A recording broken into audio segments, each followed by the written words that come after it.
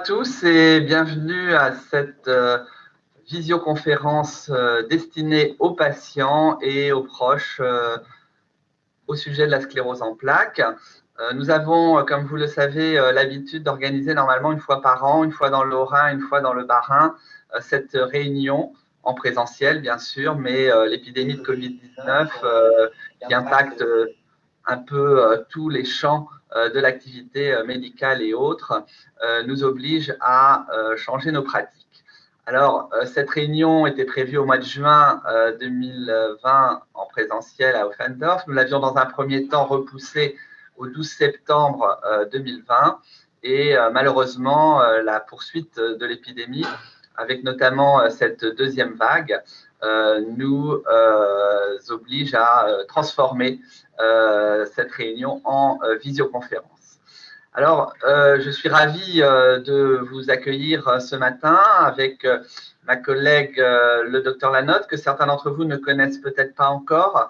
Le docteur Lanotte est notre nouvelle présidente depuis un peu plus d'un an du réseau Alzacep, en remplacement du docteur Zinker, que vous avez probablement tous connu et qui a pris sa retraite tout récemment.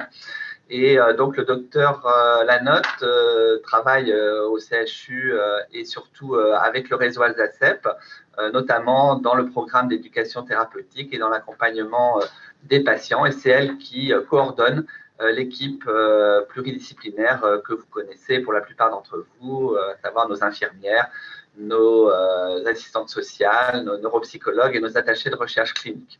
Donc, bienvenue à Livia.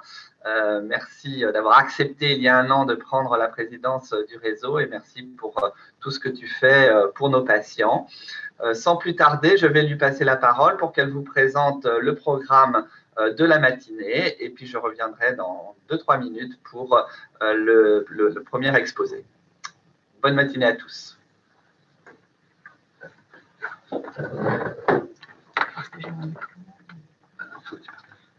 Bonjour à tous, je suis très heureuse de vous accueillir tous aujourd'hui pour cette première webconférence du réseau Alzacep.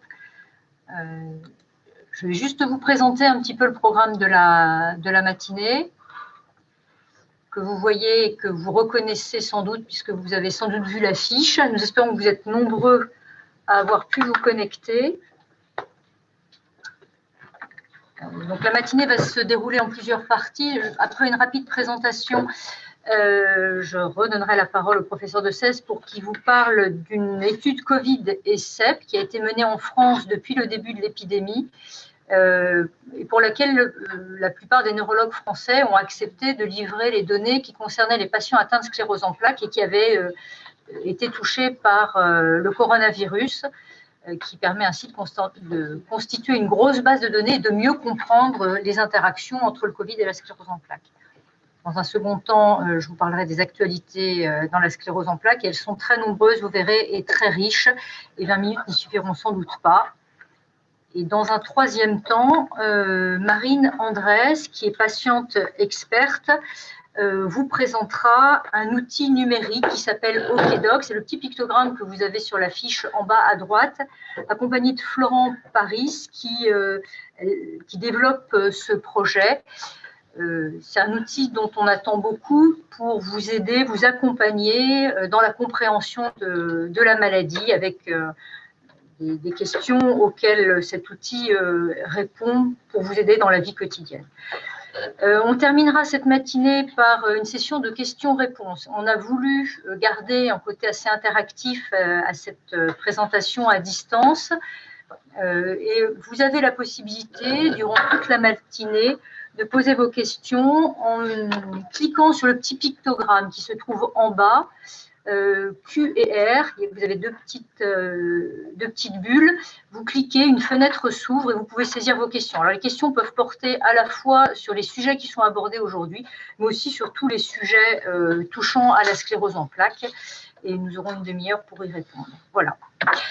Je voulais, comme l'a fait Jérôme de Cèze, remercier très vivement Christophe Zinker, qui a été président entre 2007, date de création du réseau, et 2019, et sans qui le réseau n'aurait sans doute pas la figure que vous connaissez aujourd'hui. Il s'est beaucoup investi Et au nom de toute l'équipe, je voudrais qu'il soit très chaleureusement remercié. Je voulais profiter aussi de ce début de conférence pour vous présenter notre nouveau logo, pour ceux qui ne le connaissent pas encore, et vous présenter aussi cet autre logo FNGE, que vous ne connaissez peut-être pas, FNGE pour Fédération de Neurologie du Grand Est. En effet, l'ARS qui nous finance nous a demandé d'homogénéiser la prise en charge des patients sclérose en plaques au niveau de toute la grande région. Alors, nous avons la chance en Alsace d'avoir un réseau de santé Alsacep depuis 2007. Nos cousins et voisins lorrains ont aussi un réseau qui s'appelle le LORCEP, et à la demande de l'ARS, l'ARS nous demande d'intégrer la Champagne-Ardenne dans cette prise en charge des patients atteints de la maladie. Ce que nous ferons à partir de 2020, ça ne changera rien pour vous localement. Les équipes restent les mêmes, les infirmières, les assistantes sociales, les neuropsychologues que vous avez l'habitude de voir seront toujours les mêmes et seront toujours à votre service. Et puis, je voulais vous présenter notre nouveau site en ligne depuis quelques semaines. Il a été entièrement refait. N'hésitez pas à le visiter et si vous avez 5 minutes à nous donner votre avis sur sa pertinence. Il y a effectivement un petit questionnaire en ligne qui est très facile d'accès avec des questions auxquelles il est facile et rapide de répondre. N'hésitez pas à communiquer vos satisfactions et vos insatisfactions que nous puissions nous améliorer. Cette réunion dématérialisée est un pis-aller. Nous sommes évidemment très heureux de l'organiser, mais nous espérons vraiment pouvoir reprendre le rythme des réunions en présentiel et nous vous donnons rendez-vous le 12 juin 2021 à Offendorf si le coronavirus ne nous en empêche pas, pour une réunion patient comme vous les avez connues jusqu'à présent, avec une partie de conférences le matin et des ateliers l'après-midi. Voilà, je vous remercie et je laisse la parole au professeur de Cèze qui va vous parler du registre Covid et CEP.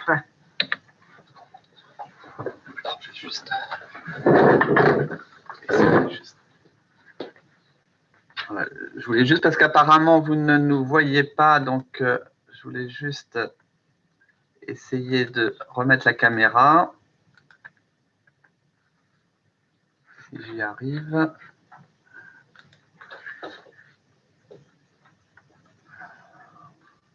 Je vais juste arrêter le partage d'écran 2 secondes, le temps de remettre la caméra.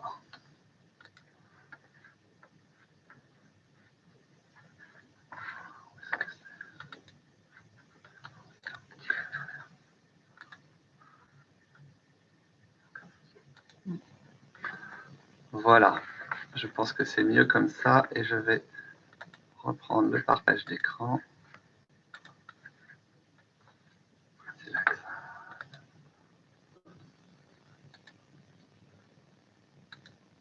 Voilà, je pense qu'on voit mon écran.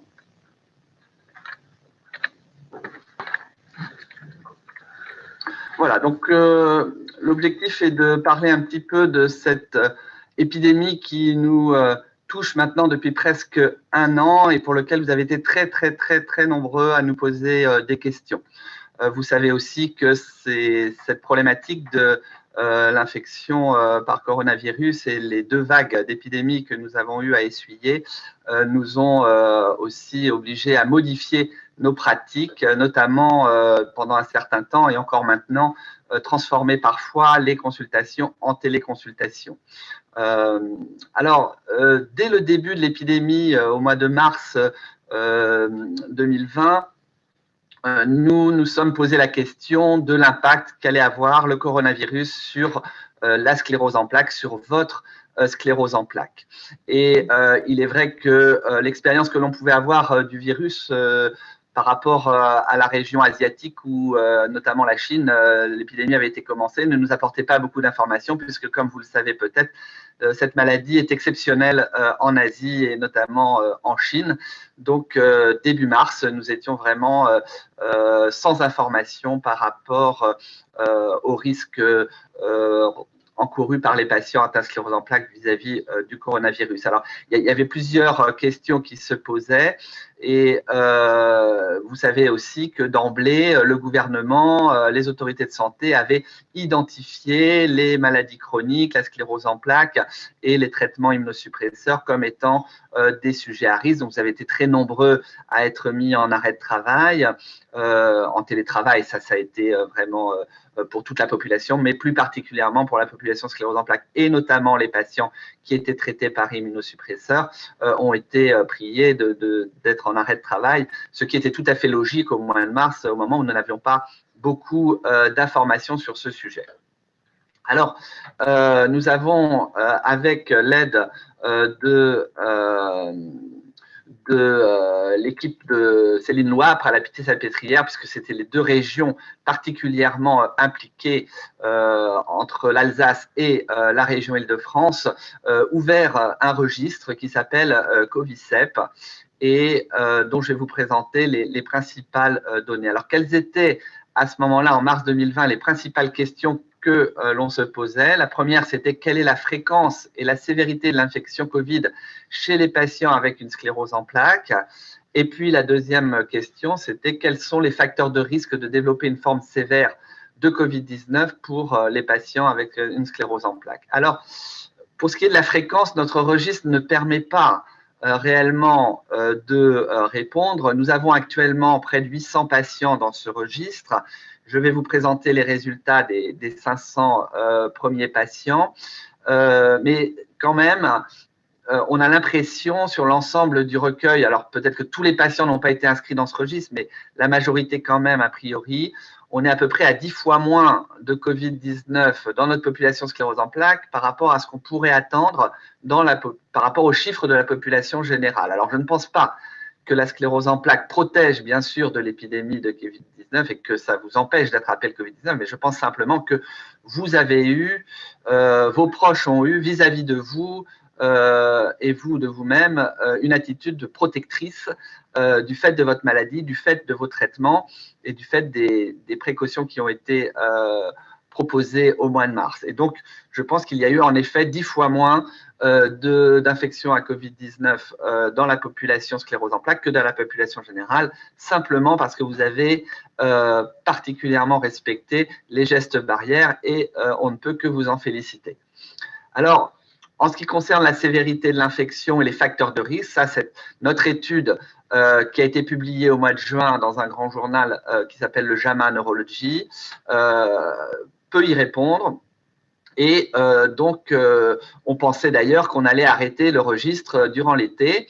On l'a quand même laissé ouvert et on a bien fait puisque finalement, le nombre de patients qui étaient dans la première publication, qui était d'un peu moins de 400, a doublé avec la nouvelle vague de l'automne. Et donc, cela nous donne plus d'informations. Les chiffres que je vais vous présenter sont les chiffres bloqués au milieu du mois de novembre, au 10 novembre. Il y a un peu plus de 500 patients, mais j'ai regardé hier et nous approchons les 800 patients pour dire quand même que cette deuxième vague n'a pas épargné nos patients comme la population générale. Alors, vous avez sur la carte de France, vous voyez les différents points. Donc, plus les ronds sont gros, plus les régions ont été impactées. Et vous voyez que l'Alsace est un des grands contributeurs, malheureusement, de ce registre, notamment Strasbourg, mais aussi Colmar et Mulhouse. Vous savez que le point de départ un petit peu au mois de mars a été l'Alsace et notamment Mulhouse. Et puis, vous voyez aussi que Paris et plus récemment le nord de la France et la région Rhône-Alpes et la région PACA ont payé quand même un lourd tribut à l'épidémie. Alors, ici, vous avez l'échelle de gravité du Covid-19 qui va de personnes qui, comme vous le savez, parfois ne font quasiment pas de symptômes, peuvent être soit asymptomatiques, soit avoir une petite perte du goût et de l'odorat ou un petit peu de fièvre ou tousser un petit peu. Des personnes qui n'ont pas été hospitalisées mais qui quand même ont dû s'arrêter ou qui ont été limitées dans leurs activités quotidiennes. Donc ça, c'est les scores 1 et 2. Et puis après, on rentre dans les cas qui ont été hospitalisés. 3 et 4 sans avoir forcément besoin d'aller en réanimation, et 5 et 6 plutôt des soins intensifs et réanimation, et malheureusement le score 7 correspond au décès. Alors, donc, comme je l'ai dit tout à l'heure, ce travail a été publié par Céline Loapre, et je l'ai coordonné avec elle au mois de juin dans cette revue JAMA Neurology.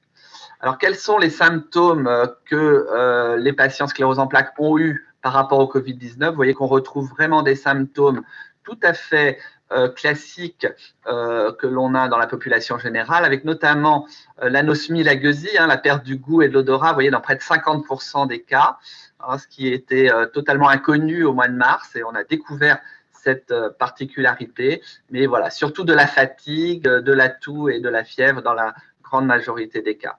Et donc, les formes les plus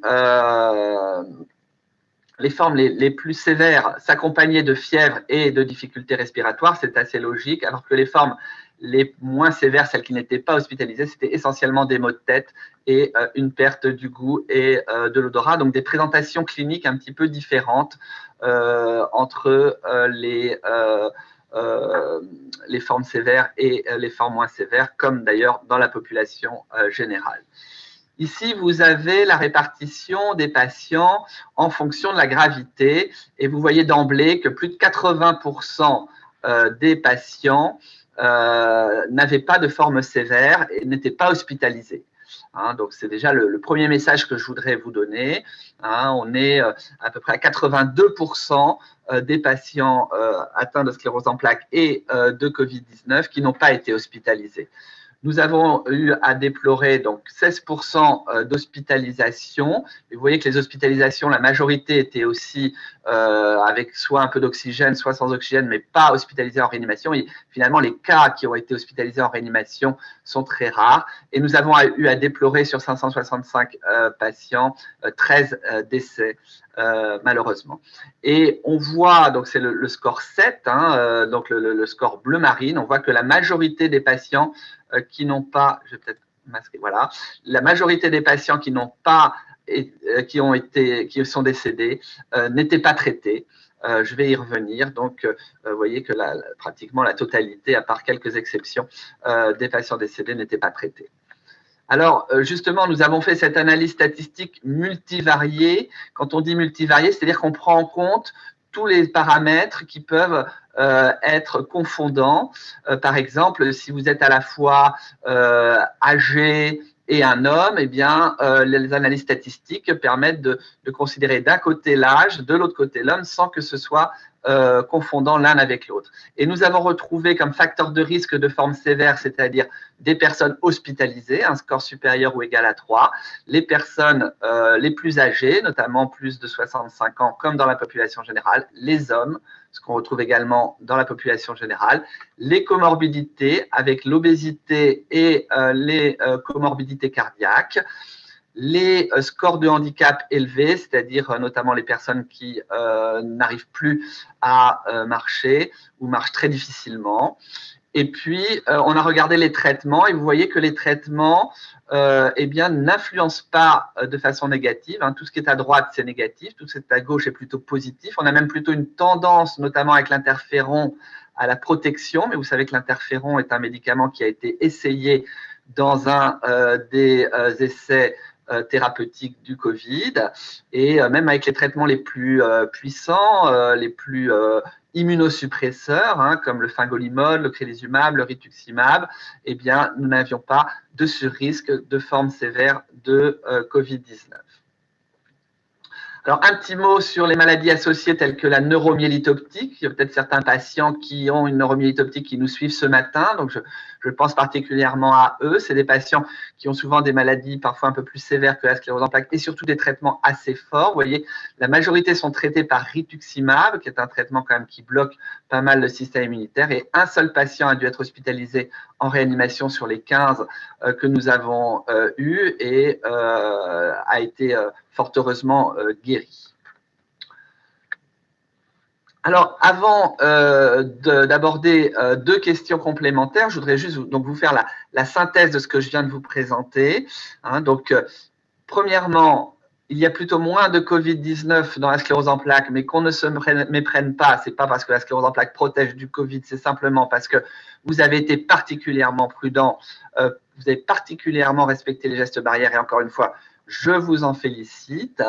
Deuxième message, les facteurs de risque de Covid sévère dans la population sclérose en plaques sont exactement les mêmes que dans la population générale, à savoir l'âge supérieur à 65 ans, les comorbidités, notamment l'obésité et les maladies cardio-respiratoires.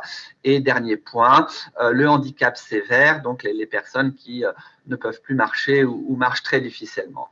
Mais la grande majorité des patients donc, ont eu des formes peu sévères, avec souvent simplement une perte du goût, une perte de l'odorat, une fatigue, un petit peu de toux, de fièvre, on va dire pas très différent finalement d'une grippe saisonnière. Dernier message, peut-être le plus important par rapport à ce qui a été dit, les traitements que vous recevez n'aggravent pas le Covid si vous l'attrapez. Il n'y a aucune raison d'arrêter votre traitement en prévention, et même si vous attrapez le Covid, alors peut-être pendant une semaine ou deux, mais pas plus longtemps, vous pouvez continuer votre traitement. Il y a même, comme je l'ai dit tout à l'heure, des essais qui ont été faits avec l'interféron. Il y a même eu un autre essai avec le Gilenya, qui est un autre traitement de la sclérose en plaques, pour dire que peut-être vos traitements, mais on ne peut pas le dire vraiment de façon aussi formelle, protégeraient de la deuxième phase du virus qui survient généralement au bout d'une semaine, et ce qu'on appelle l'orage cytokinique. Vous avez peut-être entendu parler de ce médicament, le tocilizumab, qui est utilisé dans les formes graves pour limiter la réanimation, le risque d'aller en réanimation. Le tocilizumab n'est pas un traitement de la sclérose en plaques, mais c'est un traitement immunosuppresseur un petit peu du même type que ceux que l'on reçoit dans la sclérose en plaques. À ce propos, il y a eu beaucoup de discussions, vous savez, sur qu'est-ce qu'un immunosuppresseur, qu'est-ce qu'un immunomodulateur. Notamment, certains d'entre vous se sont posé la question, est-ce qu'ils appartenaient à la catégorie des patients traités par immunosuppresseurs, par exemple avec l'Obagio et le Tecfidera, qui sont on va dire des immunosuppresseurs légers. On considère quand même comme immunomodulateurs essentiellement l'interféron et la copaxone. Les autres traitements sont plutôt considérés comme immunosuppresseurs. Mais encore une fois, dans la sclérose en plaques, ces immunosuppresseurs sont pour la plupart d'entre eux très sélectifs, plutôt d'une immunosuppression qui va vers le cerveau que vers l'organisme en général.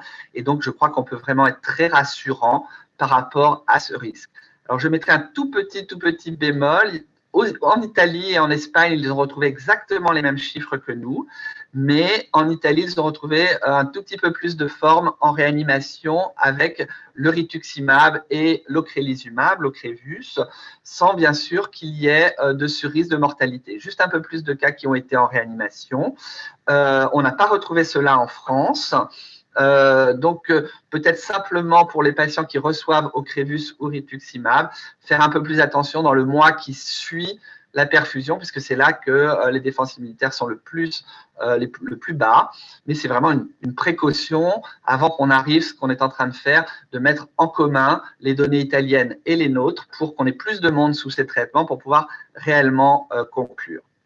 Alors, je voulais poser deux questions complémentaires que vous vous posez peut-être. Vous avez peut-être vu passer ce décret du 10 novembre 2020 qui dit que les patients sclérose en plaques sont à considérer comme à risque.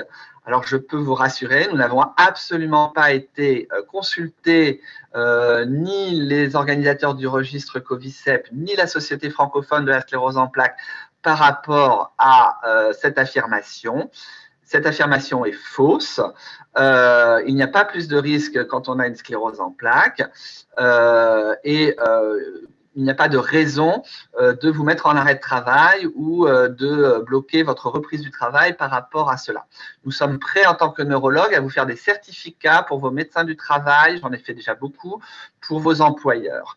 Bien sûr, si jamais vous sentez que vous êtes particulièrement exposé et à risque et que le médecin du travail considère qu'il est un peu risqué de vous laisser au travail parce que vous êtes dans des des open space qui ne sont pas, enfin des bureaux ouverts qui ne sont pas sécurisés, etc., bien sûr, ils peuvent utiliser ce décret, mais moi, en tout cas, et la communauté des neurologues et la Société francophone de la sclérose en plaques vous encourage plutôt à aller travailler, bien sûr en respectant les mesures barrières, et à reprendre une activité la plus normale possible, en espérant que cette deuxième vague se termine rapidement et soit la dernière. Deuxième question sur la vaccination, pas en général, mais la vaccination contre le Covid-19. Vous savez probablement, on entend ça tous les jours, tous les soirs à la télévision, que des vaccins sont sur le point d'être commercialisés, notamment aux États-Unis, en Grande-Bretagne, en Allemagne. En France, on est un tout petit peu plus prudent. On attend vraiment la confirmation des agences de santé. A priori, vous pourrez vous faire vacciner sans problème, comme d'ailleurs vous avez pu vous faire vacciner contre la grippe. Le vaccin est un tout petit peu différent puisque pour l'instant, les vaccins que l'on a sont des vaccins à ARN et qu'il n'y a pas beaucoup d'exemples de vaccins comme ça actuellement. Il n'y en a même pas qui sont commercialisés, donc il faut vraiment attendre la fin des études. Mais par exemple, il y a un vaccin contre la rage qui est développé et qui n'a pas montré de risque particulier, notamment chez les patients ayant des maladies chroniques comme la sclérose en plaques ou recevant des traitements immunosuppresseurs. Donc, dès que le vaccin sera autorisé en France, vous pourrez vous faire vacciner. Je sais qu'un certain nombre d'entre vous émettent des réticences. Il y a une vieille tradition en France un peu anti-vaccinale. Voilà, je pense que là, en l'occurrence, on n'a pas trop le choix. Il faudra se faire vacciner. Mais bon, bien sûr, après, chacun est libre. De toute façon, le docteur Lanotte a prévu de vous reparler un petit peu des vaccinations puisqu'on a plutôt des bonnes nouvelles avec une nouvelle étude, notamment sur la fièvre jaune, à vous annoncer à ce propos. Mais j'ai beaucoup de mes patients qui se vaccinent contre la grippe et c'est plutôt souhaitable, notamment pour les plus âgés et les plus fragiles, parce que le fait de ne pas attraper la grippe permet d'avoir des formes moins sévères, des aggravations moins importantes de sclérose en plaques et de ne pas avoir des poussées associées à la grippe. Donc, je vous encourage à vous faire vacciner, mais lorsque le vaccin sera bien sûr validé par les autorités françaises, vous serez probablement identifié comme une population prioritaire, au même titre que les personnes de plus de 65 ans et le personnel soignant. Et donc, à ce moment-là, nous en rediscuterons, mais je pense qu'on peut espérer avoir ces vaccins peut-être pour le premier trimestre, en étant optimiste, peut-être février-mars 2021. Donc, c'est quand même tout bientôt. Voilà un petit peu ce que je voulais vous dire sur cette épidémie qui nous touche maintenant depuis 9 mois, qui a quand même changé notre vie, mais qui fort heureusement n'a pas trop, j'espère, impacté votre sclérose en plaques. En discutant avec les patients, j'ai observé quand même que durant la première vague, la fermeture des cabinets de kinésithérapie avait quand même un peu impacté les patients, même beaucoup pour certains. Je suis content qu'assez rapidement quand même les kinés aient pu de nouveau revenir à domicile pour les patients les plus fragiles, même si pendant 15 jours, 3 semaines, ils n'ont pas eu de kiné. Lors de cette deuxième vague, qui est encore en cours actuellement, les cabinets de kiné ont continué à travailler, les kinés ont continué à venir chez vous. Je pense que c'est un point très positif et que les autorités de santé ont compris que la kinésithérapie était vraiment importante pour ceux qui en ont besoin. Donc, n'arrêtez pas vos soins. Restez prudents, bien sûr, en vous protégeant et en respectant les mesures barrières, mais voilà, n'en faites pas trop. Encore une fois, vous n'êtes pas plus à risque que la population en général, en dehors, bien sûr, des 3 critères que nous avons identifiés et que je vous ai présentés.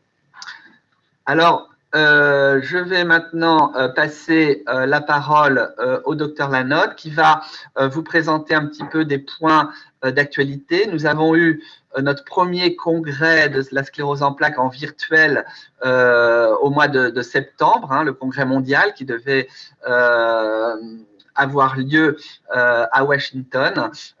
Donc, bien sûr, vous comprenez bien que c'était impossible de se réunir, mais le congrès a eu lieu sur 3 jours et beaucoup de présentations sur la sclérose en plaques ont été faites avec voilà, des perspectives avec des nouvelles données et également des perspectives thérapeutiques. Donc, je laisse la parole au docteur Lanotte qui va vous présenter un petit peu ces différents points. Et puis, par la suite, comme vous l'a dit le docteur Lanotte en introduction, nous aurons un petit moment de présentation de l'outil OKDoc. Et puis, pour finir, une partie questions-réponses qui essaiera autant que possible de répondre à toutes vos questions. N'hésitez pas donc à les poser par le chat. Merci beaucoup, professeur de Cèze, pour cette présentation qui était très claire et qui, j'espère, va pouvoir vous rassurer quant à cette seconde vague que nous devons tous affronter. L'actualité dans la sclérose en plaques est très très riche, comme vous l'a dit Monsieur de Cèze, et je vais essayer de la résumer brièvement en ayant deux axes. La première partie, je vais vous parler des nouveautés concernant la maladie, et dans la seconde partie, les nouveautés concernant les traitements. Le temps que j'arrive à partager l'écran.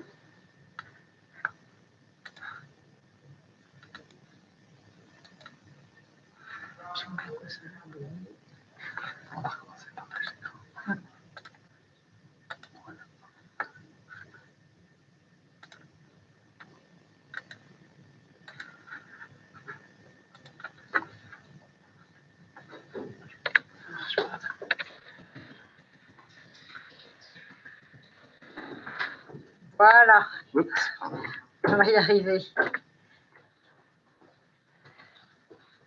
Alors, ce que je voulais, avant de commencer cet exposé, c'est vous expliquer un petit peu, pour ceux qui ne savent pas, comment est-ce qu'on trouve les informations, où est-ce qu'on les trouve et comment est-ce qu'on peut vous donner tous ces éléments. Alors, bien sûr, au niveau du réseau Alzacep, on recueille un grand nombre de données concernant les patients qui nous permettent déjà de vous informer, mais nous sommes en lien en permanence avec cette structure qui s'appelle l'OFSEP, qui est l'Observatoire français de la sclérose en plaques, qui recueille la grande majorité des dossiers anonymisés, bien sûr, des patients atteints de la maladie. Et actuellement, il y a 80 000 dossiers de patients dans la base de données de l'OFSEP, ce qui est une mine d'or pour les médecins, pour les chercheurs et surtout pour mieux connaître la maladie et donc mieux vous informer. Le professeur de Cèze y a fait allusion. Nous travaillons au sein de la Société francophone de sclérose en plaques, qui est une structure qui regroupe l'ensemble des neurologues francophones qui prennent en charge les patients atteints de sclérose en plaques. Et je vous incite très vivement à vous rendre sur leur site, parce qu'il y a sur ce site à la fois des informations destinées aux professionnels de santé, mais aussi aux patients, et j'y reviendrai tout à l'heure. Bien sûr, en tant que médecin, nous travaillons tous dans des hôpitaux ou des cabinets libéraux et sommes en lien les uns avec les autres. Là, j'ai mis le pictogramme des hôpitaux universitaires de Strasbourg, mais nous travaillons en lien avec les autres centres hospitaliers régionaux et nationaux. J'ai aussi souhaité mentionner la Ligue française contre la sclérose en plaques, qui est une association de patients avec laquelle nous travaillons, et la Fondation pour l'aide à la recherche sur la sclérose en plaques, qui sont des structures animées par des neurologues et par des patients et qui fournissent énormément d'informations qui nous permettent aussi de mieux nous informer et mieux vous informer. Et ces structures ont aussi des sites sur lesquels vous pouvez vous rendre pour obtenir une information à la fois actualisée et pertinente. Sur la partie gauche de l'écran, vous avez d'une part des pictogrammes de congrès et d'autre part un pictogramme de PubMed. PubMed, c'est une énorme base de données, une immense bibliothèque virtuelle dans laquelle se trouve tout ce qu'on appelle la littérature. La littérature médicale, ce sont tous ces articles, toutes ces études qui sont faites pas seulement en neurologie, pas seulement en sclérose en plaques, mais dans toutes les pathologies, dans toutes les maladies, dans lesquelles nous pouvons puiser pour approfondir nos connaissances, à la fois générales et à la fois très spécialisées. Il y a des millions d'articles qui sont dans PubMed. Et puis, comme l'a évoqué le professeur de Cèze, nous nous rendons régulièrement à des congrès pour échanger entre neurologues et entre médecins d'autres spécialités pour mieux comprendre aussi et mieux connaître la maladie. Et je vous ai mis là le pictogramme l'image des journées neurologie de langue française qui était à Lyon cette année, de l'ECTRIMS auquel a fait allusion le professeur de Cèze, qui cette année s'est passé à Washington, et puis de l'AAN, qui est la grande réunion internationale des neurologues et ce qui se trouve aux États-Unis. Donc tous ces éléments nous permettent finalement de vous livrer les quelques éléments dont je vais vous parler maintenant. Alors, en ce qui concerne les nouveau-nés concernant la maladie elle-même, je vais un petit peu vous parler de l'origine de la maladie, des vaccinations, de la grossesse et de deux études sur la mortalité. Je vous présente là un résumé d'une étude d'un consortium international sur la génétique dans la sclérose en plaques. Ce dessin n'est pas une œuvre d'art, mais représente notre génome, notre carte d'identité génétique. Et ce consortium international a permis d'isoler 233 du génome, 233 régions qui sont des régions qu'on retrouve chez les patients ayant la sclérose en plaques et qui représentent, quand on les a dans son patrimoine génétique, des facteurs favorisants de développer la maladie. Vous savez que la sclérose en plaques n'est pas liée à un gène, comme les myopathies et comme beaucoup d'autres maladies, mais à une multitude de gènes qui ne déclenchent pas la maladie, mais qui sont un facteur favorisant de la maladie. Le professeur de Cèze vous a parlé des vaccinations. Je vous en parle aussi, c'est quelque chose de très important pour nous.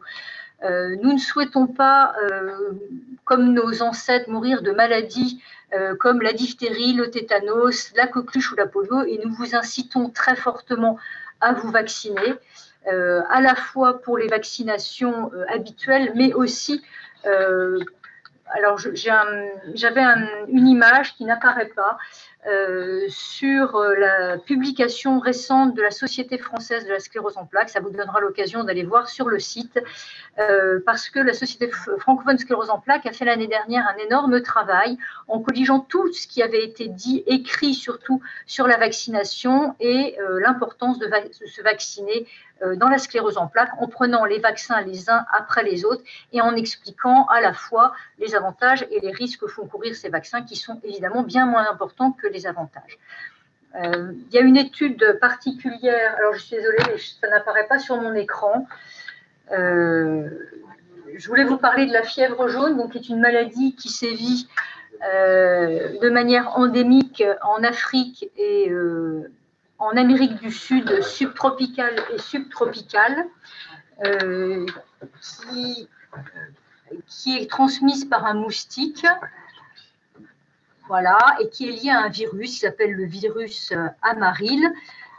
Jusqu'à présent, la vaccination contre la fièvre jaune, qui est obligatoire pour se rendre dans ces pays, était contre-indiquée dans le cadre de la sclérose en plaques, parce que elle pouvait être, enfin, on pensait qu'elle pouvait être responsable du déclenchement de poussées.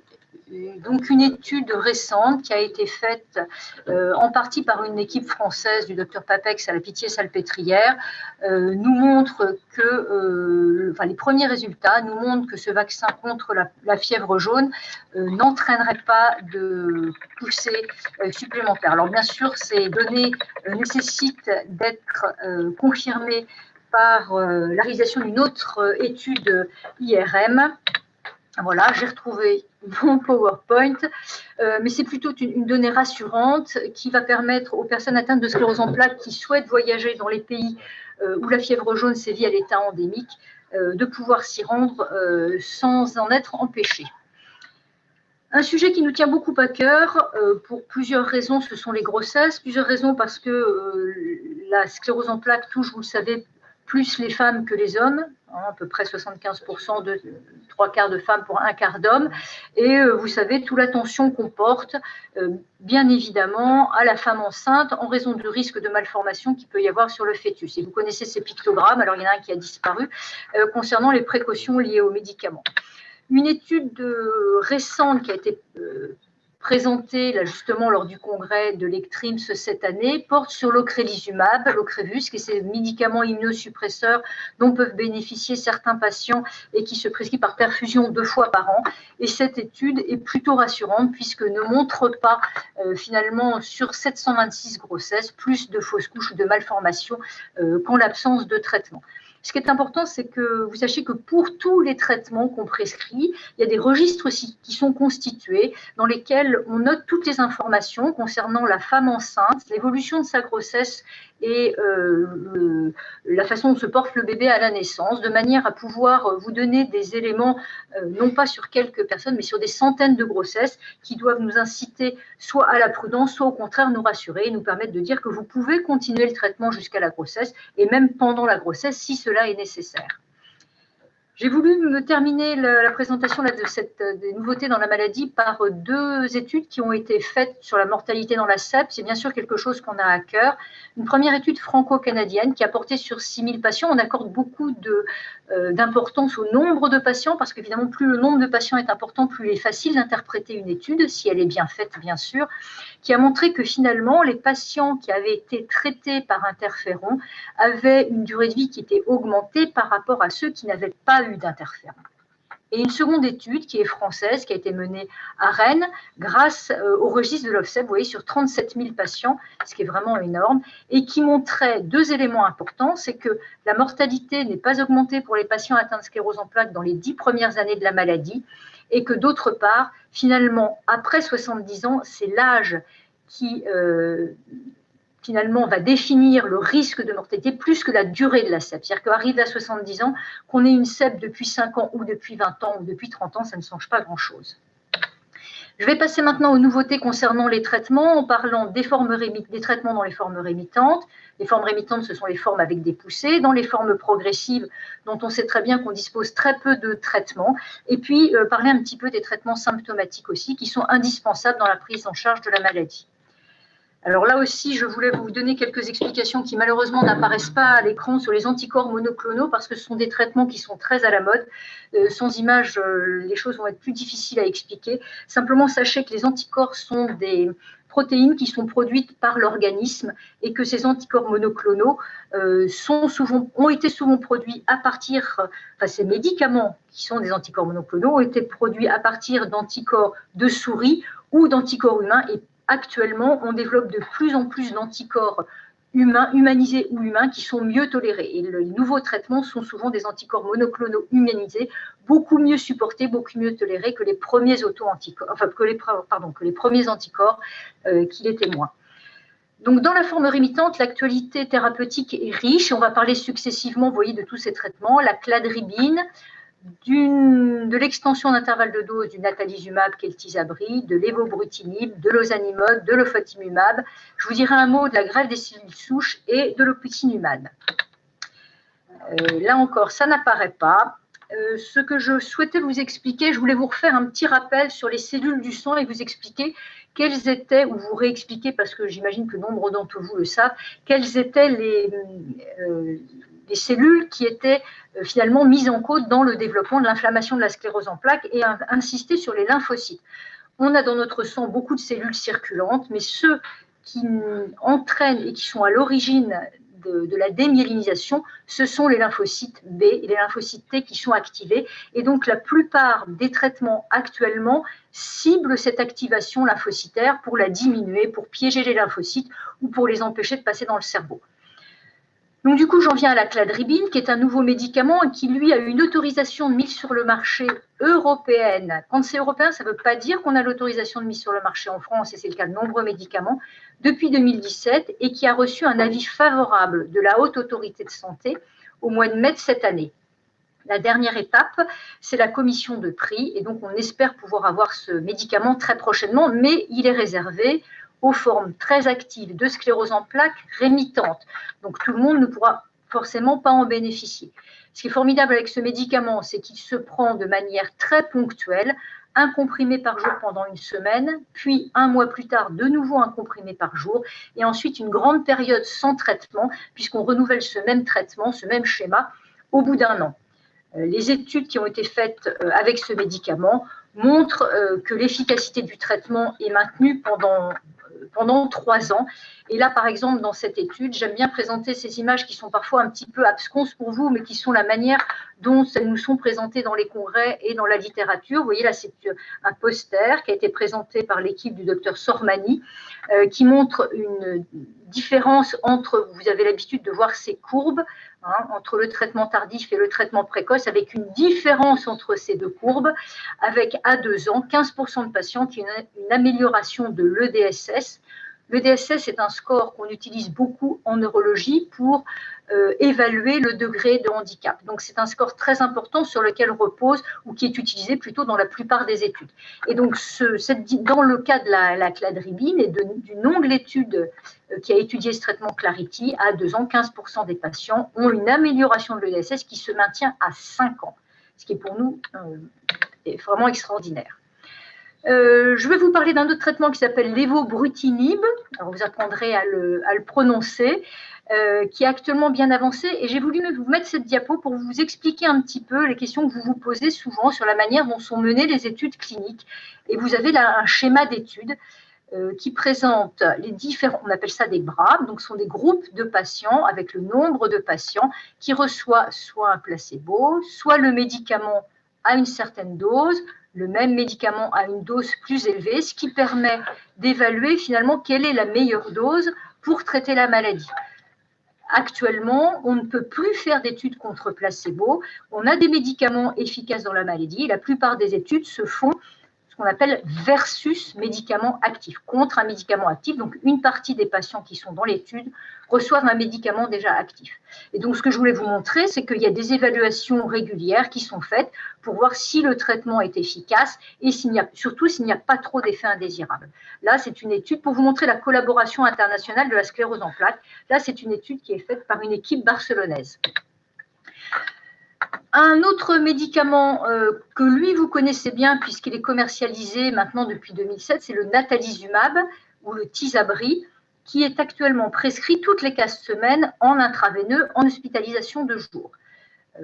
L'espacement de ce traitement à toutes les 6 semaines est en cours d'évaluation. Il n'est pas encore recommandé en pratique courante, mais tous les indicateurs montrent qu'il serait possible d'espacer ce médicament avec des résultats. Là aussi, c'est une diapositive qui vous montre la manière dont on peut vous présenter les résultats avec une efficacité sur le nombre de nouvelles lésions à l'IRM.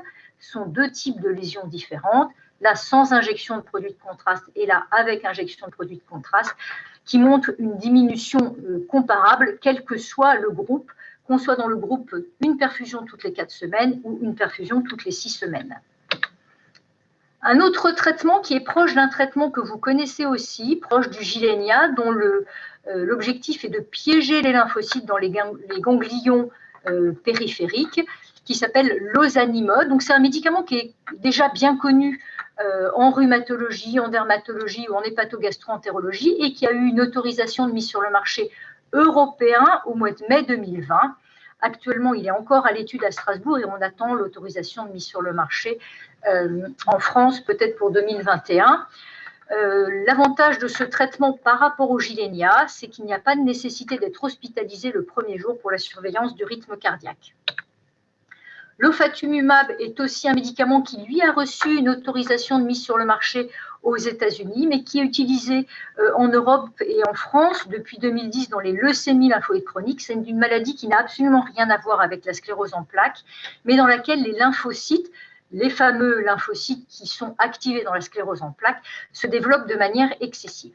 Ce traitement est aussi à l'étude à Strasbourg. L'avantage de ce traitement qui ressemble comme un frère à l'ocrelizumab, puisqu'il agit sur les lymphocytes B, c'est qu'il se fait en injection sous-cutanée une fois par mois et non pas en perfusion, comme c'est le cas de l'Ocrevus actuellement. Alors, un petit mot sur les greffes de cellules souches. C'est un sujet qui revient régulièrement depuis de nombreuses années, pour lequel on a toujours beaucoup de questions et pour lequel on est toujours très réticent. Oui, on est réticent parce que malgré les études et malgré l'amélioration de la prise en charge, c'est un traitement pour lequel la mortalité reste élevée et on ne peut pas décemment proposer un médicament pour lequel il y a un risque. Ça, c'est évident.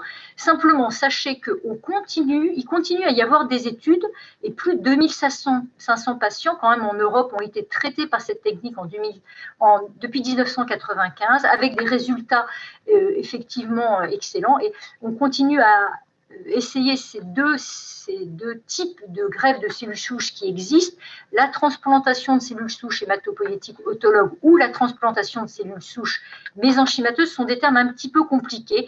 En gros, les cellules souches hématopoïétiques autologues, ce sont une prise de sang qu'on vous fait, on garde vos cellules, qu'on traite. Pendant ce temps-là, on fait une chimiothérapie très agressif qui remet à zéro le système immunitaire, en quelque sorte, le système de défense de l'organisme, puis on vous réinjecte les cellules. Donc, toutes ces techniques verront sans doute le jour dans les années prochaines, mais ne sont pas d'actualité.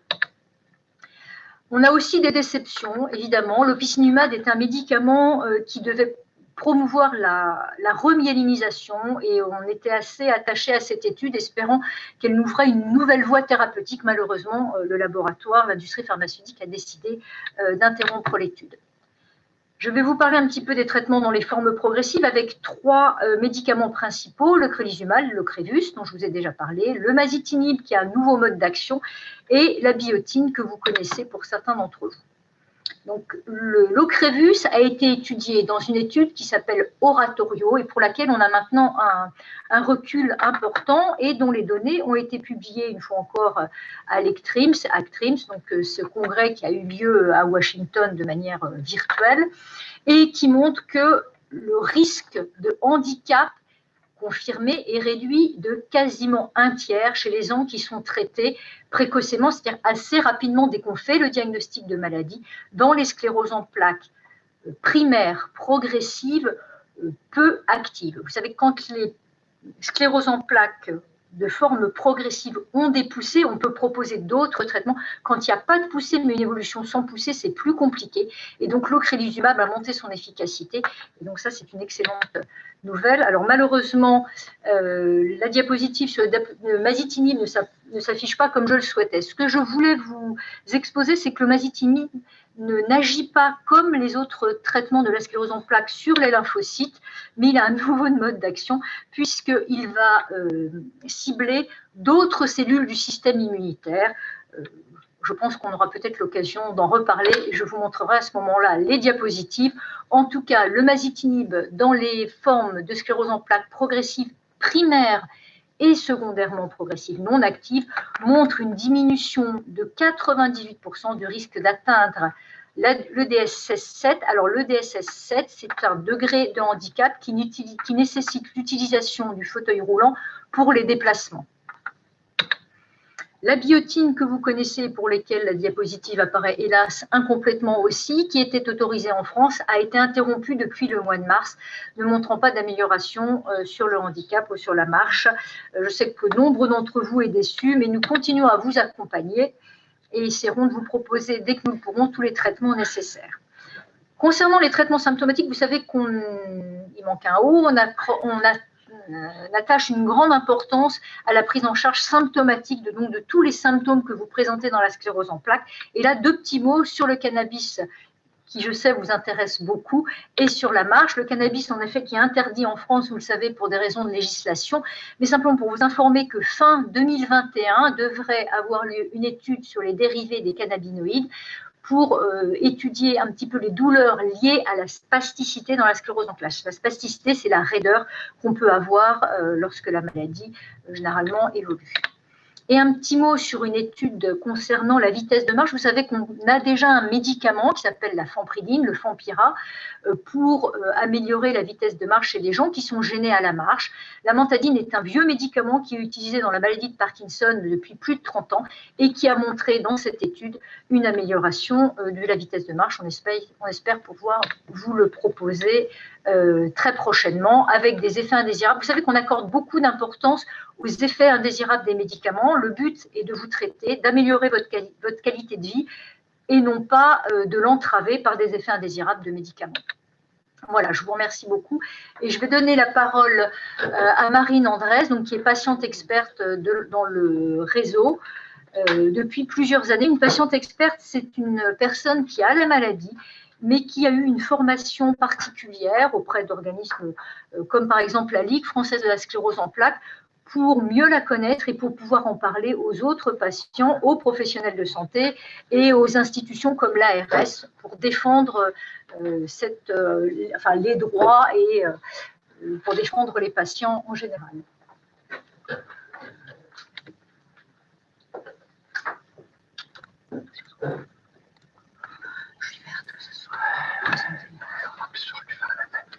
Merci à vous, Dr Lana, pour la présentation. Alors, j'espère que vous m'entendez tous correctement.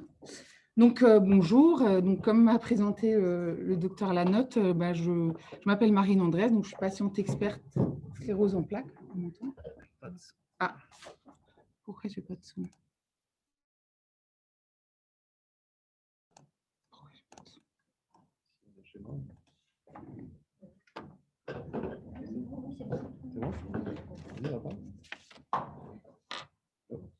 Bonjour. C'est bon? Ok.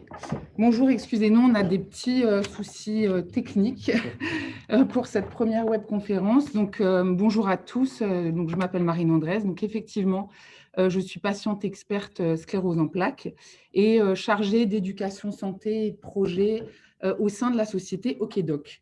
Donc, OKDoc, c'est une start-up qui a été créée à Strasbourg en 2018 et qui développe un outil numérique qui porte le même nom que la start-up, qui s'appelle OKDoc. Donc, pourquoi OKDoc? Nous avons voulu créer un outil numérique qui vous accompagne, vous les patients atteints de sclérose en plaques et les proches, les aidants, dans le parcours de soins, dans votre parcours patient, en appui aux consultations médicales et surtout en appui à tout ce que propose le réseau Alsacep au quotidien. Donc, OKDoc, concrètement, c'est quoi? En fait, la mission d'OKDoc, c'est de répondre à vos questions autour de la sclérose en plaques. Donc, encore pour vous accompagner. Donc, 7 jours sur 7, 24 heures sur 24. Donc, ça va répondre à vos questions autour de plusieurs thématiques, comme par exemple les symptômes de la maladie, les traitements de fond, la poussée, l'aspect médico-social, donc les démarches sociales, le travail, des questions de vie quotidienne, les voyages, la sexualité, la famille. Donc, en fait, l'objectif, c'est vraiment d'interagir avec l'outil OKDoc et lui poser des questions. Et en fait, OKDoc vous donnera une réponse. Donc, la force de cet outil, en fait, c'est qu'il a été co-construit avec l'équipe du réseau Alsacep, donc les neurologues, dont le professeur de 16, le docteur Lanotte, les infirmières, les assistantes sociales, les neuropsychologues. Donc, en fait, toutes les réponses que donne OKDoc, elles ont été créées, enrichies par l'équipe du réseau Alsacep. Donc, certains d'entre vous, plutôt quelques-uns d'entre vous, ont pu déjà tester l'outil. Et en fait, aujourd'hui, si je suis là, c'est parce qu'on souhaite mettre en place des tests à plus grande échelle. Et en fait, on a besoin de vous. En fait, on souhaite vous mettre à contribution, que vous testiez, que vous deveniez en quelque sorte acteur d'OKDoc pour créer un outil qui soit performant pour vous accompagner dans votre parcours. Et je vais vous expliquer juste après comment vous connecter à OKDoc, comment vous inscrire et comment l'utiliser.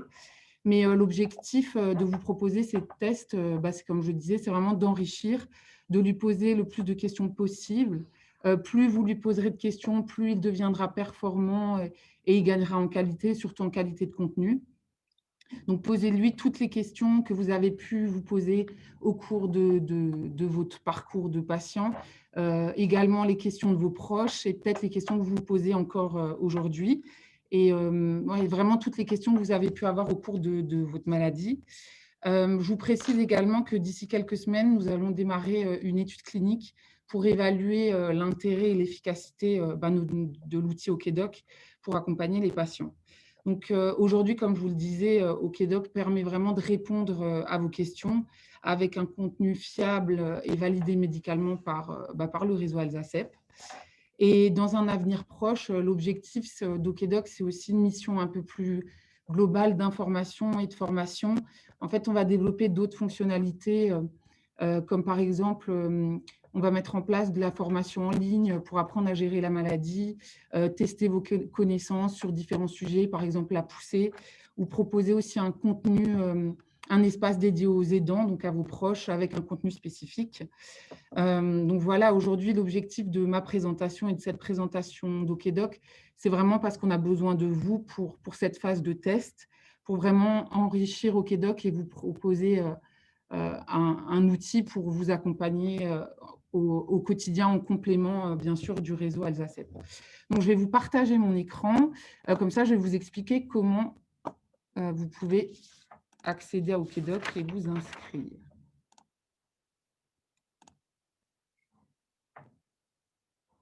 OK. Donc, j'espère que tout le monde voit mon écran. Donc, je vous précise que OKDoc, c'est gratuit déjà, c'est important de le dire. OKDoc, c'est disponible depuis n'importe quel navigateur, donc Safari, Chrome, Firefox. Par contre, il ne fonctionne pas avec Internet Explorer. Mais de toute façon, Internet Explorer est amené à disparaître. Donc, vaut mieux privilégier les autres navigateurs. OKDoc est disponible aussi sur smartphone, tablette, PC. Et donc, pour se rendre sur OKDoc, il faut donc rendez-vous sur la page cep.okdoc.fr. Donc, OKDoc sans accent, surtout, donc cep.okdoc.fr. Donc, une fois que vous serez sur la page, en haut à droite, vous aurez une petite icône Connectez-vous. Donc, il faudra cliquer dessus. Et ensuite, apparaîtra sur votre écran donc, cette image, donc avec identifiant, mot de passe. Et en fait, il faudra cliquer sur Inscription, donc ici. Et ensuite, vous aurez cette image-là sur votre écran. Donc là, il faudra choisir un nom d'utilisateur, donc un pseudo. Vous n'avez pas besoin de donner votre nom de famille, votre prénom. Enfin, vous mettez ce que vous voulez, vous êtes totalement libre. Ensuite, une adresse mail, un mot de passe. Vous confirmez votre mot de passe. Vous cliquez sur inscription et c'est tout. En fait, l'inscription, c'est vraiment très, très rapide. Et du coup, vous pourrez commencer à interagir avec OKDoc. Donc, apparaîtra sur votre écran cette image. Donc là, pour moi, en l'occurrence, c'est bonjour Marine Andrès, je suis OKDoc. Je réponds à vos questions sur la sclérose en plaques. Et juste ici, donc posez-moi une question, vous cliquerez dessus et vous pouvez commencer à poser une question. Et je vous ai mis là à droite un exemple de conversation avec OKDoc, très simple. J'ai mis qu'est-ce que la sclérose en plaques.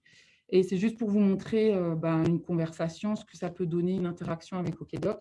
Donc, n'hésitez pas à poser des questions. Je vais vous donner des exemples. Par exemple, sur la poussée, que faire en cas de poussée, qui contacter en cas de poussée, pourquoi est-il conseillé de prendre un traitement de fond, peut-on voyager avec la CEP, j'ai des problèmes au travail liés à ma CEP, qui peut m'aider, que faire pour lutter pour mes pertes de mémoire. Enfin voilà, vraiment, comme je vous ai dit avant, OKDoc, grâce au réseau et vraiment à tous les professionnels de santé qui nous ont aidés, traite beaucoup de thématiques. Donc, n'hésitez pas à poser toutes vos questions, comme dit, que vous avez pu vous poser au cours de la maladie, même si, j'ai envie de dire, même si vous avez les réponses, en fait, testez OKDoc, voir si lui a les réponses.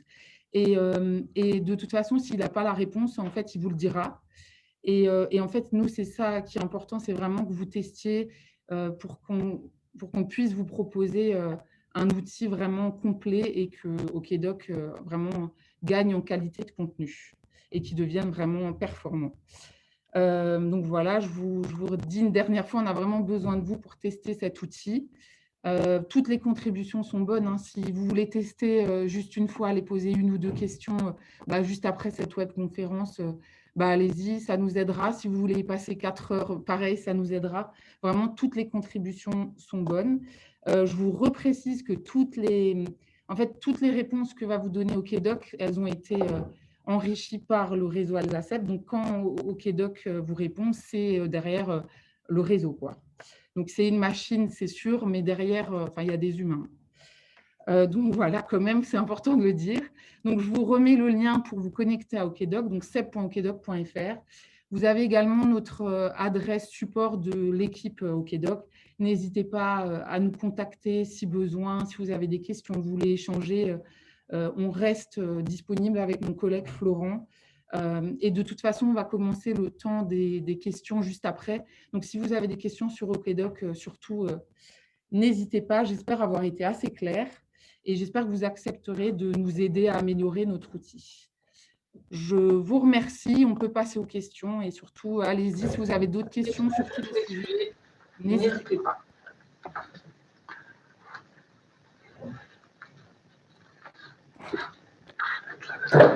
Merci beaucoup, Marine. Donc, en effet, je crois que c'est vraiment important d'aider Marine et toute l'équipe d'OKDoc parce que c'est vraiment un projet collaboratif que nous avons mis en place avec le réseau. Donc, comme l'a très bien dit Marine, les données ont été enrichies par les médecins, par les infirmières, les assistantes sociales, les neuropsychologues du réseau. Hein, donc, quand OKDoc ne sait pas répondre, il vous le dit d'ailleurs, hein, il est très humble. Et donc, voilà. Mais bien sûr, l'objectif, il est que plus il y aura de questions qui auront été posées, plus il y aura de réponses possibles, tout en sachant bien sûr que toute question n'a pas forcément une réponse. Alors, je voulais juste vous préciser que vous êtes près de 200 à nous suivre ce matin, ce qui est remarquable parce que je pense qu'en plus, vous êtes parfois plusieurs derrière un écran. Donc, on est au moins aussi nombreux que lorsque l'on fait une réunion en présentiel, même s'il n'y a pas la convivialité, que je ne peux pas malheureusement vous proposer un petit café comme j'aimerais bien pouvoir le faire. Alors, vous pouvez continuer à poser les questions. On en a déjà une dizaine, donc je vais essayer de commencer à y répondre. Apparemment, tout n'a pas été suffisamment clair pour l'instant en ce qui concerne la vaccination, puisqu'il y a encore une question, notamment sur la grippe. Est-il judicieux de se vacciner contre la grippe et sur le Covid? Alors, contre la grippe, il n'y a bien sûr aucune obligation. Hein, de toute façon, personne n'est jamais obligé en France à se vacciner, sauf les enfants, bien sûr. Hein. On est obligé de vacciner ses enfants normalement et ça peut être un défaut de soin. Mais en tant qu'adulte, on est bien sûr responsable de sa santé et personne n'est obligé de se vacciner.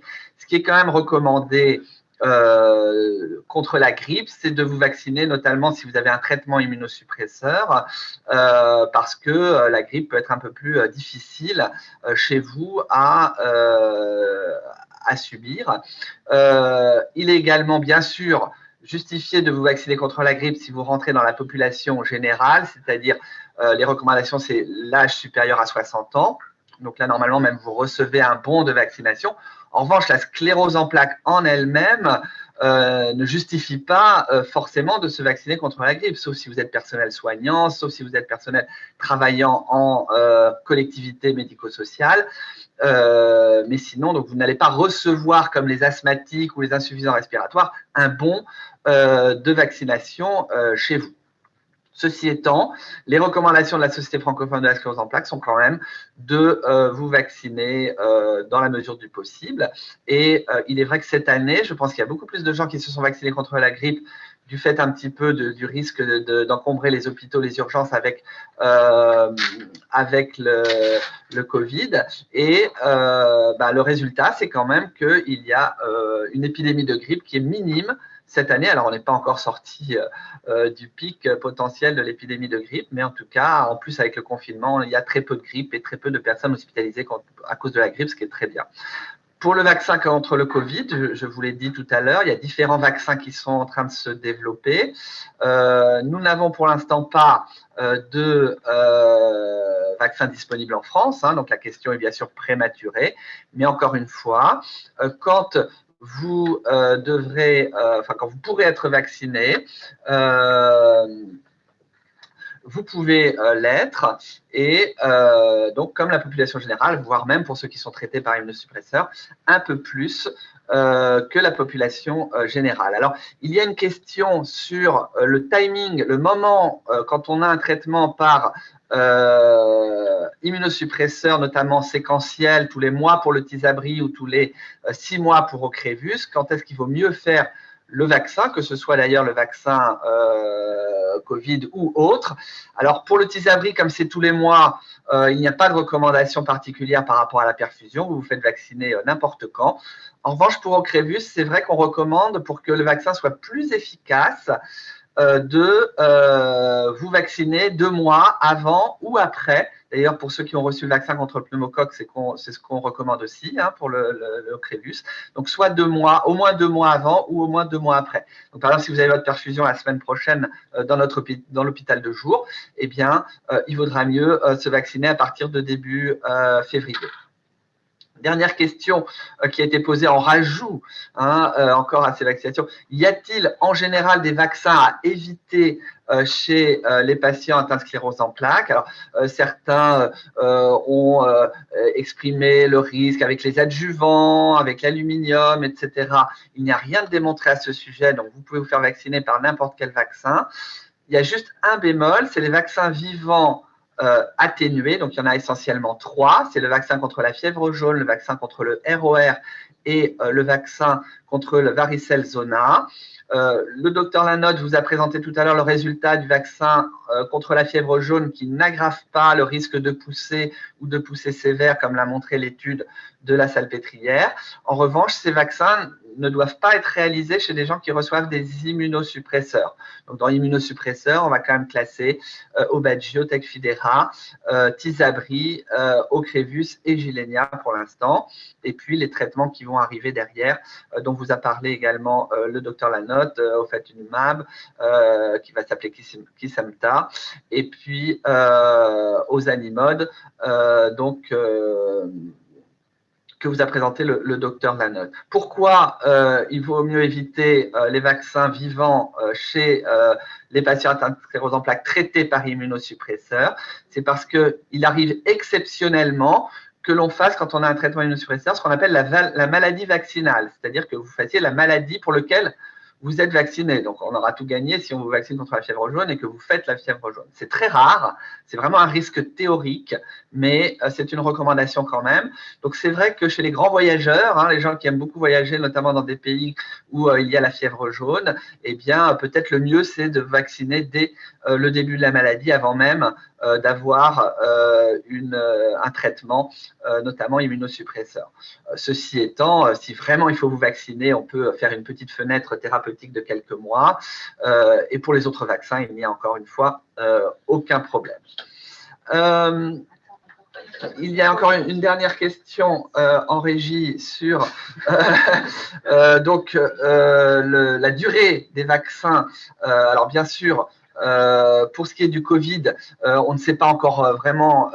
Donc, certains vaccins vont devoir être faits 2 fois à 3 semaines d'intervalle. D'autres, une seule dose suffira. Mais en ce qui concerne le renouvellement, dans 1 an, j'espère que le Covid aura disparu. Mais on ne sait pas pour l'instant combien de temps le vaccin vous immunisera. Donc, bien sûr, la question va être de suivre les anticorps. Vous savez que certains vaccins, il ne faut pas faire de rappel. Certains vaccins, il faut faire des rappels tous les 10 ans, d'autres tous les 5 ans, ou il y a des vaccins qui se modifient chaque année, comme celui contre la grippe. Donc, vraiment, pour l'instant, on ne sait pas s'il faudra vous revacciner au bout d'1 an, 2 ans, 5 ans contre le Covid. Mais ce que j'espère surtout, c'est que la vaccination permettra de l'éradiquer, comme on a vu ça avec la grippe, par exemple, H1N1, qui était un peu le même type, mais des épidémies moins répandues partout à travers le monde. Je vais juste passer la parole au docteur Lanotte, peut-être pour une autre question.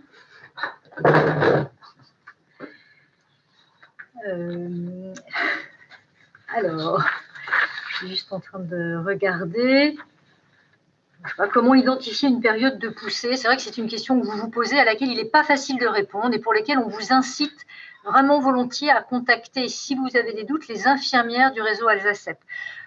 Identifier une poussée n'est pas toujours facile parce qu'on ne sait, on est parfois confronté à des signes neurologiques qu'on ne connaît pas ou des signes qu'on pense être neurologiques mais qui ne le sont pas. Donc la meilleure solution, soit vous pouvez contacter votre neurologue, qui n'est pas toujours facile à joindre. En revanche, l'équipe d'Alzacep est toujours présente, sauf bien sûr le week-end et la nuit. Mais comme vous le savez, il n'y a pas d'urgence à traiter une poussée. Si vous êtes vraiment très mal, vous pouvez vous rendre aux urgences, mais le risque aux urgences, c'est qu'on vous demande d'aller voir votre neurologue, parce que généralement, il n'y a pas d'urgence à traiter une poussée dans la CEP. Reconnaître les signes d'une poussée, c'est quelque chose de difficile. On est là pour vous aider. L'éducation thérapeutique est là pour ça. Et les infirmières sont vraiment en première ligne pour vous aider, pour vous accompagner. Donc, n'hésitez pas à les solliciter. J'ajouterais que OKDoc, on a essayé de travailler dans OKDoc pour qu'ils vous aident aussi à identifier vos poussées. Donc, essayez d'aller sur OKDoc, qui ne remplacera pas, évidemment, un dialogue avec l'infirmière. Merci beaucoup, Livia. Je voudrais aussi rajouter que dans les hôpitaux, en plus des infirmières du réseau Alzacep, les hôpitaux de jour, normalement, laissent leur numéro aux différents patients, que ce soit sur Colmar, Haguenau, Mulhouse et bien sûr Strasbourg. Donc, vous pouvez toujours aussi appeler, encore une fois, les jours ouvrables et aux heures de bureau, généralement entre 8h et 17h, les hôpitaux de jour où généralement vous arrivez à avoir un conseil et un avis d'un médecin. Je reviens sur la question de sujet à risque. Il y a deux questions là aussi, peut-être on n'a pas été assez clair. Il y a une question sur le TechFidera. Est-ce que avec le TechFidera, je peux travailler? Bien sûr, ce qui est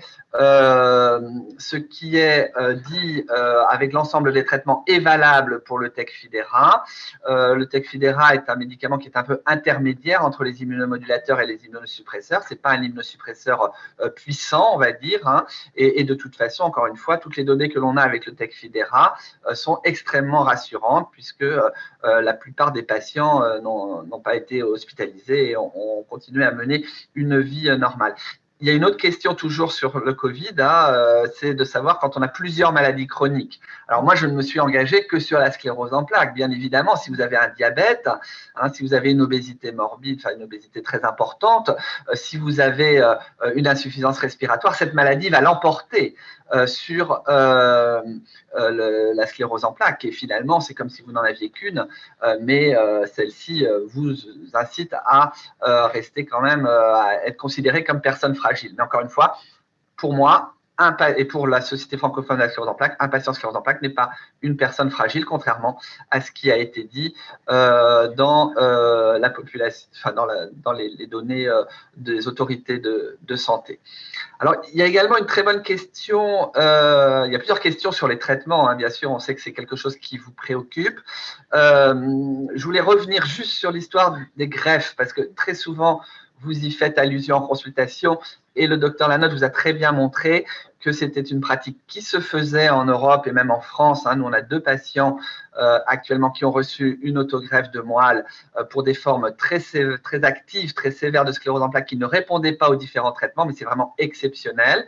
L'autogreffe de moelle dont vous a parlé principalement le docteur Lanotte, c'est comme ce qu'on fait quand on a une leucémie, hein, ou un cancer du sang. C'est-à-dire qu'on met à plat vos cellules sanguines, on vous met dans une chambre stérile, hein, une bulle, on vous met en aplasie, donc on fait une grosse chimiothérapie et on vous réinjecte vos cellules, on fait un espèce de redémarrage de votre système immunitaire, hein, un reboost, et donc on redémarre à zéro. Ce traitement est très efficace sur la part inflammatoire de la maladie.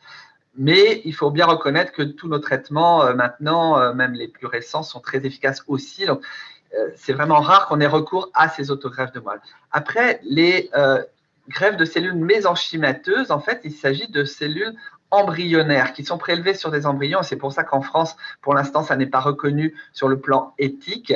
Mais même dans les autres pays où c'est réalisé, comme en Israël ou aux États-Unis, les résultats avec ces autogreffes, ce n'est pas des autogreffes, c'est des greffes de cellules mésenchymateuses, donc embryonnaires, en se disant que les cellules après vont régénérer la myéline. Les premiers résultats sont assez mitigés quand même, et donc les études se poursuivent. Il faut bien faire la différence entre les deux. Hein, et ce que vous a expliqué le docteur Lanotte tout à l'heure, c'est que le risque des autogreffes de moelle, c'est quand même celui d'une greffe comme dans les leucémies, c'est-à-dire d'être en aplasie et d'avoir une infection. Et on a actuellement pas loin d'1% quand même de mortalité, ce qui est bien supérieur à tout ce qu'on peut avoir avec nos traitements. Donc, il vaut mieux rester sur, pour la plupart des cas, sauf exception, sur les traitements sur les traitements que vous connaissez, que nous vous prescrivons. Et à ce sujet, une question très intéressante pour les formes par poussée. Est-ce qu'il y a des traitements qui sont plus efficaces que d'autres? La réponse est oui, très clairement, mais souvent, les traitements les plus efficaces sont ceux qui bloquent un petit peu plus le système immunitaire, donc on a un tout petit peu plus de risque d'infection. En gros, on classe les traitements en, on va dire, 3 catégories. La catégorie 1, pour les formes débutantes et peu sévères de sclérose en plaques, il y a dedans les interférons, la Copaxone, le TechFidera et l'Aubagio. C'est des traitements qu'on vous propose généralement pour la plupart d'entre vous au début. Parfois, on est un peu plus inquiet et on va proposer des traitements qu'on va considérer comme plus efficaces, mais aussi un tout petit peu plus risqués au niveau de votre immunité.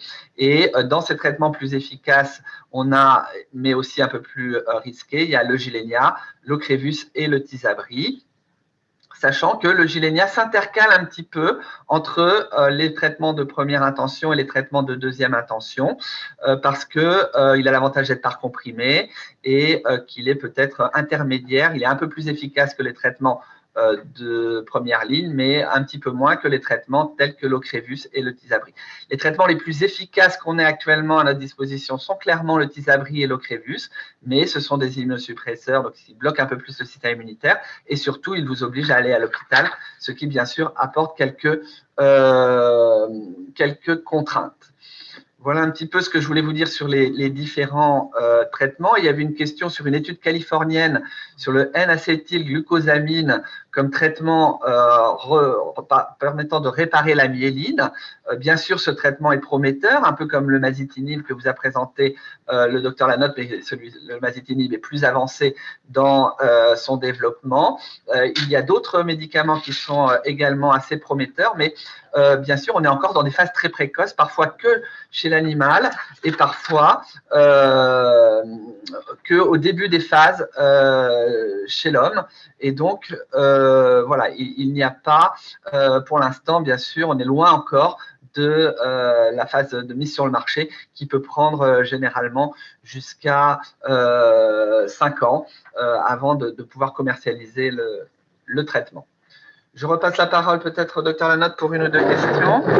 Il y a une question concernant, qui demande s'il est possible d'avoir des poussées sans lésion à l'IRM. Alors, la définition de la poussée, c'est une inflammation du cerveau. Donc, la plupart du temps, dans la majeure partie des cas, on voit une inflammation sur l'IRM. Donc, théoriquement, toute poussée s'accompagne d'une lésion inflammatoire sur l'IRM. Ou alors, il faudrait que la lésion à l'IRM soit toute petite et qu'on ne la voit pas, ce qui est quand même assez rare. Il y a une question sur des études en cours pour améliorer la cicatrisation de la myéline. Je vous ai parlé de cette étude Affinity qui a dû être avec l'opicinumab, qui a été interrompue par manque d'efficacité, mais d'autres études sont bien sûr en cours, mais pour lesquelles on ne dispose pas encore de résultats actuellement qui ne permettent pas d'espérer quelque chose, en tout cas pour l'année prochaine ou pour les 2 années à venir.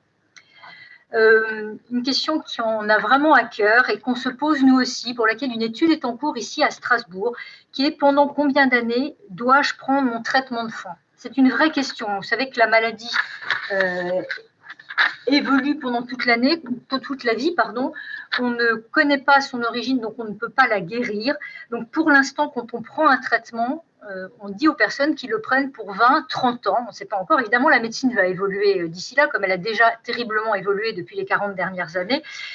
On essaye actuellement, on fait cette étude pour essayer d'arrêter les traitements chez les personnes qui ont une forme de sclérose en plaques très calme. Il est hors de question d'arrêter un traitement chez quelqu'un qui a une sclérose en plaques active pour voir dans quelles conditions on peut le faire. Voilà, on n'a pas encore les résultats. Merci beaucoup, Livia. Nous avons encore quelques questions sur le traitement. C'est souvent, bien sûr, ce qui vous intéresse particulièrement. Une question sur quelqu'un qui doit commencer la semaine prochaine l'Ocrevus et qui demande s'il faut faire des gestes particuliers par rapport au traitement. Comme je vous l'ai dit, il faut peut-être être un tout petit peu plus vigilant dans le mois qui suit la perfusion, mais vous gardez les gestes barrières classiques et vous n'avez pas de choses particulières à faire. Quelqu'un qui pose une question sur l'Obagio, son médecin lui a prescrit grippe et Prevnar 10. Est-ce qu'il faut faire ces vaccins? Je pense que votre médecin traitant est un bon médecin, il fait bien son travail. Comme je l'ai dit juste précédemment, je pense que c'est un bon conseil. Alors, le Prevnar 10, c'est le vaccin contre le pneumocoque, vaccin qu'on recommande essentiellement lorsque les patients sont sous Ocrevus parce qu'il y a un petit risque supplémentaire d'atteinte pulmonaire de pneumopathie à pneumocoque. Mais vous savez peut-être que ce vaccin, pour ceux qui ont des enfants de moins de 20 ans, qu'il est maintenant dans le calendrier vaccinal des enfants. Donc, ça montre bien que même dans la population générale, c'est un vaccin qui est intéressant parce qu'il arrive de temps en temps de faire des pneumonies à pneumocoque qui peuvent être parfois sévères. Donc, voilà, je vous encourage plutôt à suivre les conseils de votre médecin traitant. Une autre question sur le Tecfidera, quelqu'un qui a fait une poussée au bout de 5 mois de traitement, est-il efficace? Alors, les médicaments mettent tous un petit peu de temps à agir. Certains sont plus rapides, comme le Tysabri ou l'Ocrevus, c'est généralement au bout de 6 semaines à 2 mois. Le Gilenya aussi. Les autres traitements sont un peu plus longs, peuvent mettre 3 à 6 mois à agir. Donc là, si vous avez fait une poussée à 5 mois, je dirais que c'est limite. De toute façon, ce qui est prévu normalement de faire, c'est de refaire une IRM quelques mois après le début du traitement pour vraiment avoir un nouveau, ce qu'on appelle une IRM de rebaseline, de début de traitement. Donc, on le fait généralement entre 3 et 6 mois après le début du traitement. Et bien sûr, on vous suit. Et 1 an après, on refait une IRM. Et bien sûr, s'il y a des poussées durant cette période, une fois que le traitement est supposé efficace, bien sûr, là, on change de traitement. Donc, je dirais, normalement, la sclérose en plaques, on compte en années. Une année de traitement pour considérer que c'est un échec. Là, vous n'êtes qu'à 5 mois. C'est encore un petit peu tôt.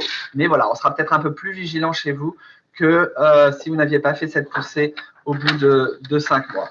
Une question par rapport au protocole qu'a rapidement évoqué le docteur Lanotte sur le protocole dérivé des cannabinoïdes. Donc, la question, c'est Sativex, est-ce que le protocole sera envisagé sur Strasbourg? Alors, Strasbourg sera centre d'investigation, mais ça ne sera pas le Sativex qui sera développé, parce que l'idée des autorités françaises, elles ne veulent pas rembourser le Sativex, elles trouvent que c'est trop cher, qu'il y a d'autres dérivés cannabinoïdes qui peuvent marcher peut-être aussi bien, et donc ils proposent d'essayer d'autres dérivés cannabinoïdes, on ne sait pas encore lesquels, mais en gouttes, en comprimés, etc. Et donc ce sont ces dérivés qui vont être développés et auxquels participera Strasbourg, mais attention, ces médicaments n'ont aucun effet sur la sclérose en plaques, qu'on soit bien clair.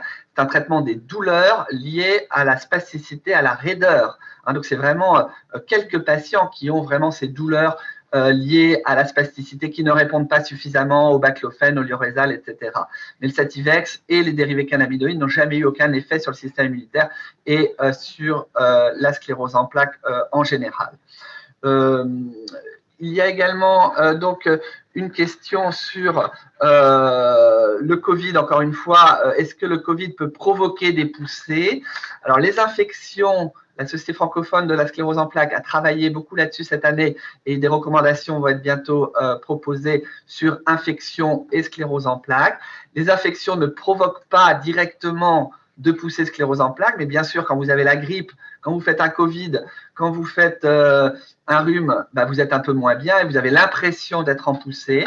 Mais normalement, quand on traite la poussée, soit par des antipyrétiques, le Doliprane, quand on traite l'infection par du Doliprane, des antibiotiques quand il y a besoin et que la fièvre s'en va, la poussée s'en va. Exceptionnellement, les symptômes persistent. Dans ce cas-là, on considère qu'il y a une poussée concomitante, mais le plus souvent, il n'y a pas de lien entre poussée et infection.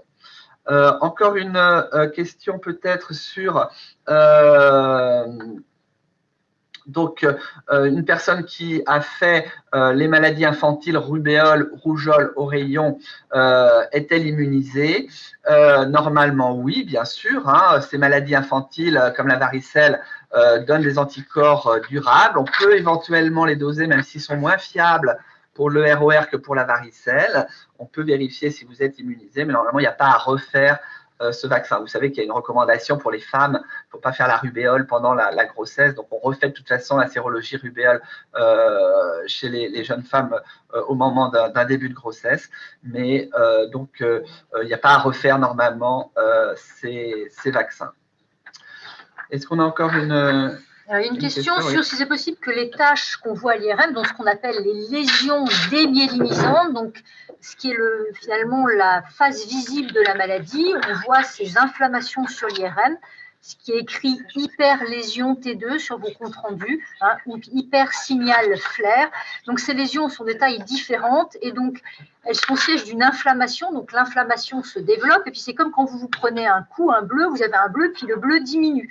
L'inflammation au niveau du cerveau, si elle est de petite taille, peut effectivement disparaître, mais souvent les grosses lésions inflammatoires, qui sont donc le siège d'une inflammation importante, régressent mais ne disparaissent pas complètement. Donc oui, il est possible que les lésions disparaissent, mais ce n'est pas systématique et ce n'est pas parce que la lésion est petite qu'elle va disparaître, ce n'est pas parce qu'elle est grosse qu'elle ne va pas diminuer de taille. Merci beaucoup pour cette question très intéressante quand même, parce que souvent vous êtes un peu troublé entre la discordance parfois des résultats de votre IRM et de votre ressenti. Hein, je pense notamment à des personnes qui ont parfois une sensation de progression de la maladie. On leur dit leur IRM est stable. Hein, c'est parfois, notamment quand il y a un passage en forme secondairement progressive. Bien sûr, pour nous, le plus important, c'est ce que vous ressentez. Hein, plus que l'IRM. L'IRM nous aide, hein, c'est un guide, mais voilà, quand vous allez bien, d'ailleurs, on ne fait pas des IRM tout le temps, on en fait au début du traitement pour vérifier que le traitement est bien efficace et après on les espace. Les recommandations de la Société francophone de la sclérose en plaques, c'est tous les ans au début du traitement, et puis après, et de l'OFSEP, de l'Observatoire français de la sclérose en plaques, c'est tous les ans au début du traitement, et puis après tous les 3 ans, 3 à 5 ans, quand on est en vitesse de croisière et que l'on va bien.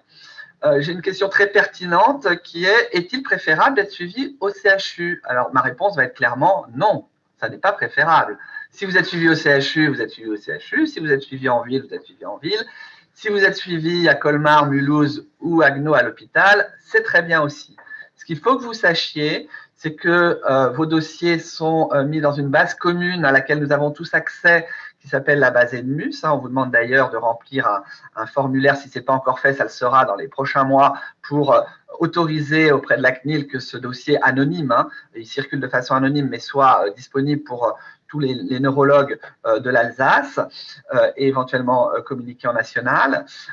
Et donc, on travaille de façon très étroite, main dans la main, au sein du réseau Alsacep, entre la ville, les hôpitaux généraux et le CHU.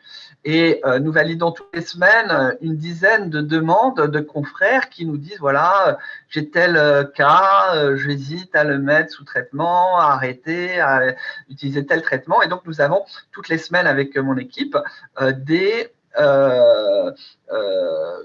réunions de concertation pour répondre à vos neurologues. Donc, même quand vous êtes seul, vous avez l'impression d'être seul avec votre neurologue, vous n'êtes pas seul. Derrière, il y a toute une machine qui est notre organisation de centres experts sclérose en plaques, le réseau Alsacep.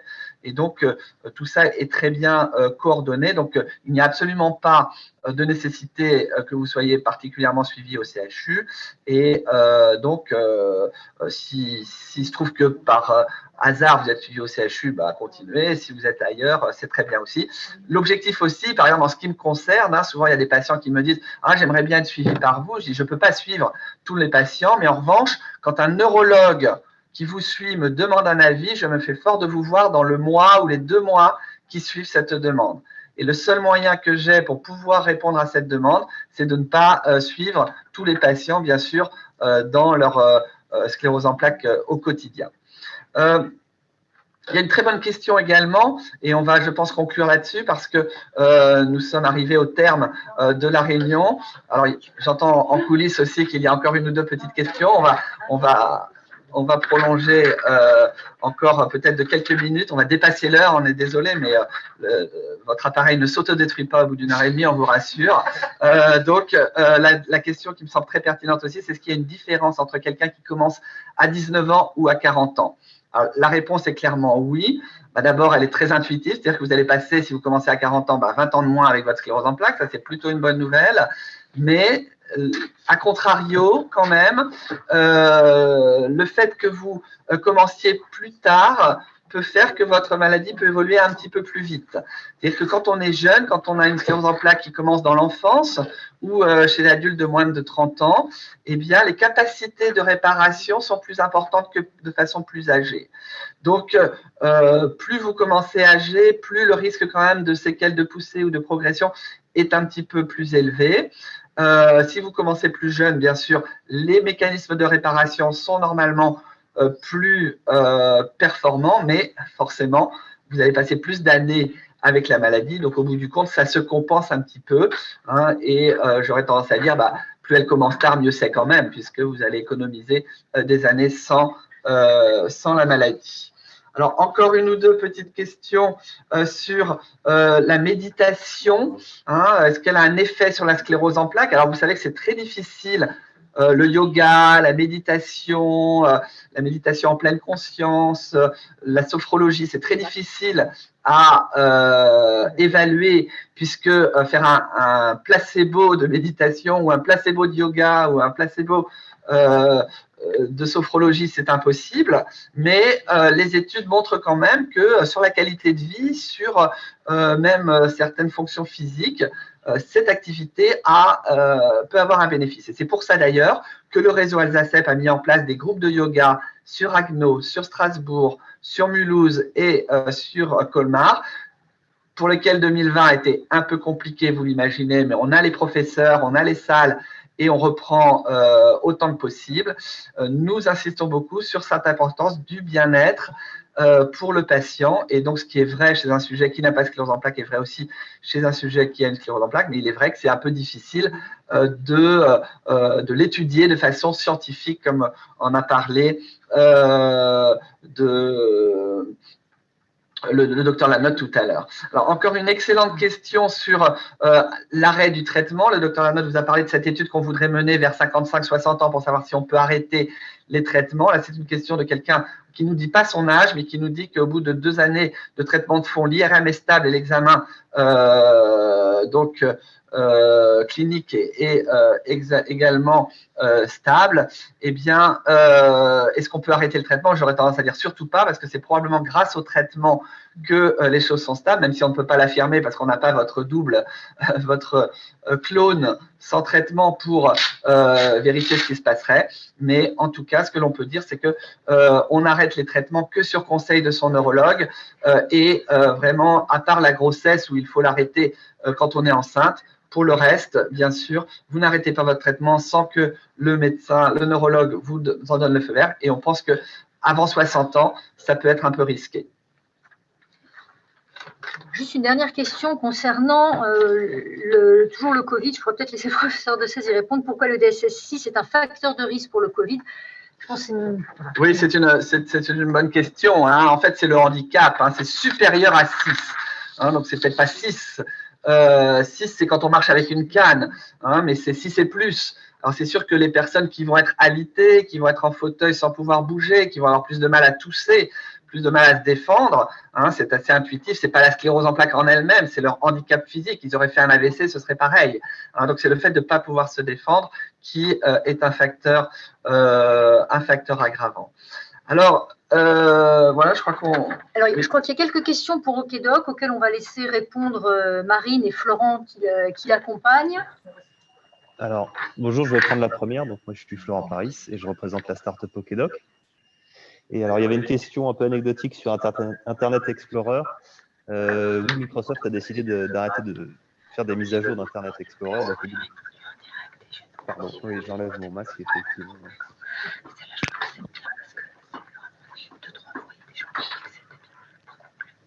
Alors, oui, donc Internet Explorer a remplacé côté Microsoft par un autre navigateur qui s'appelle Edge, mais on recommande d'utiliser plutôt Google Chrome, Mozilla Firefox ou Safari pour Apple. Ensuite, il y avait une question sur le périmètre géographique de la solution OKDoc. Est-ce que ça se limite au réseau Alsacep ou ça a vocation à être étendu à l'échelon national? Donc aujourd'hui, effectivement, c'est en expérimentation, on va dire, avancée et ouvert pour tout le réseau Alsacep, donc on compte vraiment sur vous. Et si on arrive à en faire ensemble un succès, il n'y a pas de raison qu'on n'en fasse pas profiter le plus grand nombre de patients possible, parce que les technologies numériques, justement, permettent de se démultiplier assez facilement. Donc nous, notre ambition, c'est de construire ensemble la solution de référence pour toute la France, pour tous les patients atteints de sclérose en plaques. Et Marine va peut-être vous répondre sur la dernière question concernant le OKDoc. Oui, alors on a eu une dernière question. Avez-vous eu un retour d'expérience pour les aidants dans OKDoc? Alors effectivement, je vous en ai parlé tout à l'heure, on va développer un espace dédié aux aidants, donc aux proches, hein, vos enfants, vos conjoints, enfin vraiment ceux qui vous accompagnent au quotidien dans votre maladie. En fait, ça a été vraiment sollicité lors des premières phases de test. C'est quand on a testé avec des patients et quand on les a rencontrés, c'est les aidants, les proches qui nous ont dit on a aussi envie que vous fassiez quelque chose pour nous. Et en fait, moi, en tant que patiente, ça me semblait évident de proposer quelque chose aussi bien aux patients qu'aux aidants et qu'aux proches. Donc, on espère, on est vraiment en train de travailler dessus et on espère vraiment proposer cet espace, on pourra le tester auprès de vos proches au premier trimestre 2021.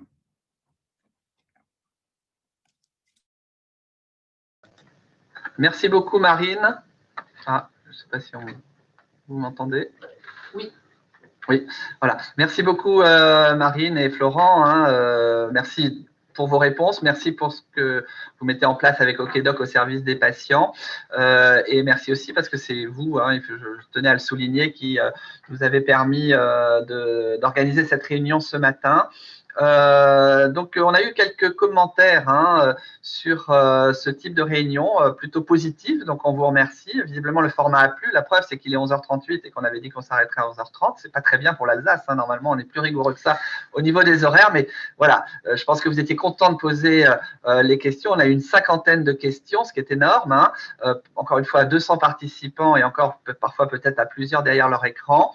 On n'a pas pu répondre à toutes les questions, notamment les questions un petit peu précises, individuelles. Et là, on vous recommande vraiment d'en parler à votre médecin, au neurologue qui vous suit, puisque c'est des cas un peu particuliers, d'en parler avec les infirmières du réseau Alsacep pour vraiment pouvoir avoir des réponses qui sont plus particulières et plus liées à votre problématique individuelle. Il y a eu quand même l'un d'entre vous qui a demandé s'il serait possible de refaire ce type de visioconférence compte tenu de la fatigue, des difficultés pour se déplacer. Alors, on est bien conscient que les réunions patients, on en fait une normalement dans le Haut-Rhin, une dans le Bas-Rhin en alternance. Donc déjà, ça crée de la frustration chez les gens qui ne sont pas dans le bon département et qui ne peuvent pas se déplacer, ou qui sont un peu trop loin. On est conscient quand même aussi que ça ne remplace pas une réunion présentielle, notamment les fameux ateliers que l'on fait normalement l'après-midi et qui durent environ 1 heure ou 2 l'après-midi. Et puis, bon, c'est vrai que rien ne vaut les échanges, le déjeuner, etc. Donc, on a vraiment l'intention de maintenir cette réunion et on espère qu'elle pourra avoir lieu le 12 juin à Offendorf. Et on remercie de nouveau la mairie d'Offendorf, Monsieur Frey, pour l'association l'AFCEP, l'association française de la sclérose en plaques, et puis donc toute son équipe.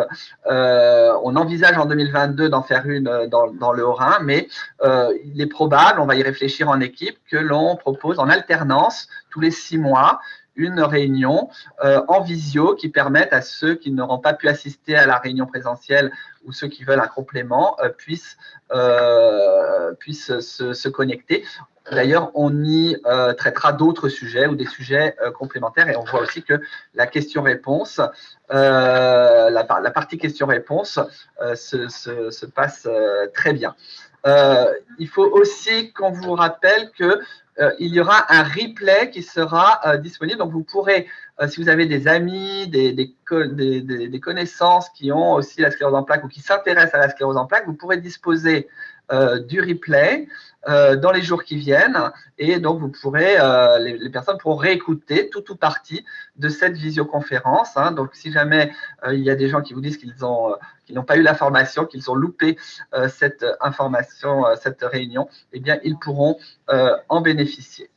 Voilà, je tenais une nouvelle fois à vous remercier pour votre présence ce matin, un samedi matin. On a souvent mieux à faire, même si en ce moment c'est un peu difficile d'aller faire des courses, mais aujourd'hui c'est de nouveau possible.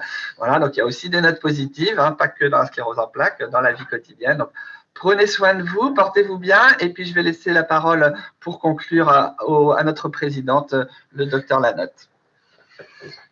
Merci, professeur de 16, pour ce mot de fin. On est vraiment très heureux d'avoir d'avoir avec OKDoc organisé cette webconférence dont on espère qu'elle vous a satisfait. N'hésitez pas à nous faire des retours, à nous dire ce que vous auriez souhaité ou ce qui, au contraire, a été bien, qu'on puisse éventuellement vous proposer ce format à nouveau ultérieurement. On vous dit, j'espère, au 21 juin, en présentiel à Offendorf pour faire plus ample connaissance et développer d'autres sujets qui pourront vous intéresser. Je vous souhaite à tous une très bonne journée, un très bon week-end et surtout prenez soin de vous.